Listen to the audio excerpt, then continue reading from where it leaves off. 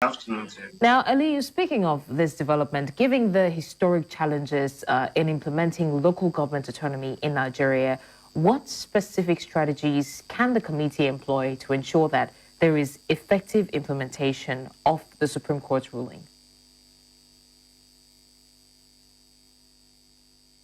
Right.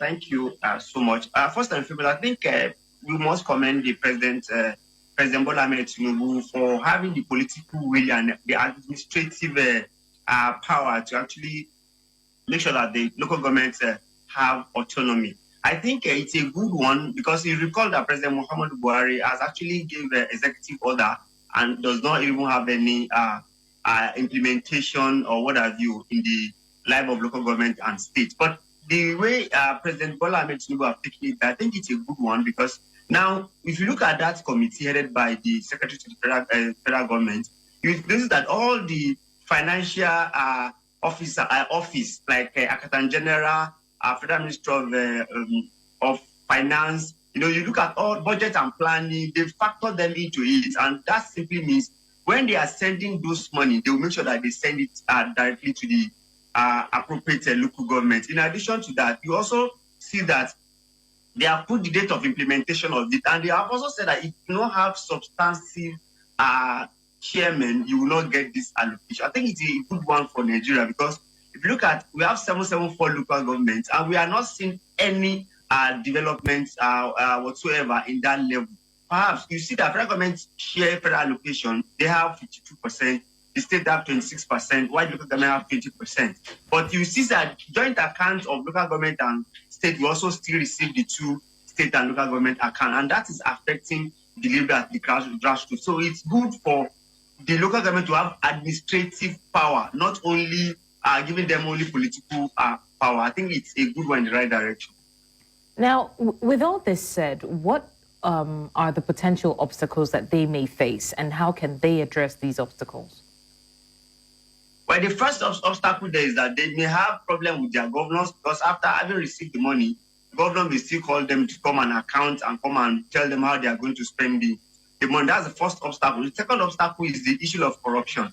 You agree with me that in Nigeria today, once people are disposed with money, it begins to really affect them negative, that they will now start having issues of appropriation. So I think the next thing that we should look at is the local government election. The first is local government election. Let INEC or federal government have a say in that so that we can really have not only administrative independence, we can have political independence for local government. Then the second one is the issue of corruption. Once people are disposed with money, it becomes a tool in their hand to behave the way they like. So I think federal government should also have a structure that will make sure they have accountability of the money they are collecting.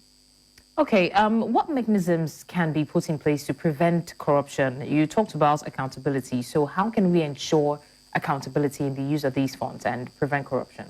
Yeah, the first thing to do is to ensure transparency. Transparency is very, very key. How do we talk about transparency? It's a three-phase thing. Federal government must be transparent while giving out the money.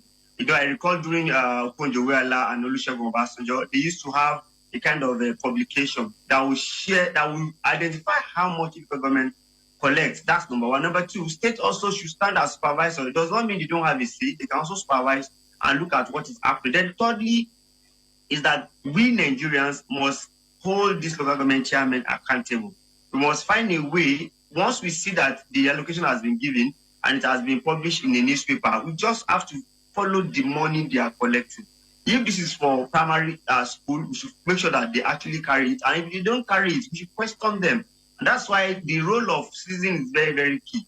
Citizens must make sure that they follow this. And that's how our local government can be better. You agree with me that every person in Nigeria belongs to is in a particular local government. So we must make sure we follow the money and make sure that anything they say they want to do with the money, they actually do with the money.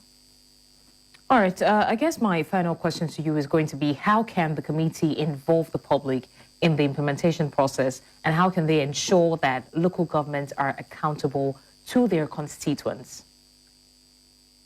Well, basically, it's quite budgetary in nature. When you want to do any carry out any expenses, must be in your budget. So what we need to do is that once they are presenting their budget, once they are having a yearly plan. Once they're having monthly plan or what have you, we should make sure that they're actually doing the right thing. Because by the time you start veering the money to another project, it becomes a problem. So, like I said earlier, I think Nigeria and NGOs should start their work now to make sure they follow local government allocation very, very well. And also the states, it's to the glory of states if local government is performing well, because they will have less work to do. Then federal government must be transparent, like I mentioned earlier, in giving out that money. They should make sure that they let the stakeholder be aware of the money they are giving. So it's a good one in the right direction. We commend the federal government for this initiative. And if you look at the committee itself has actually shown transparency. You have Ministry of Finance, you have representative of the state, you have representative of the local government, you have secretaries to the federal government, you have Accountant General. If you look at all these people, they are going to be like a watchdog in the long run to make sure that those money they collect is actually expended to the right project. All right. Thank you so much for joining us, economist and public affairs analyst Eliu Elias. Thank you for giving us your opinion. And of course,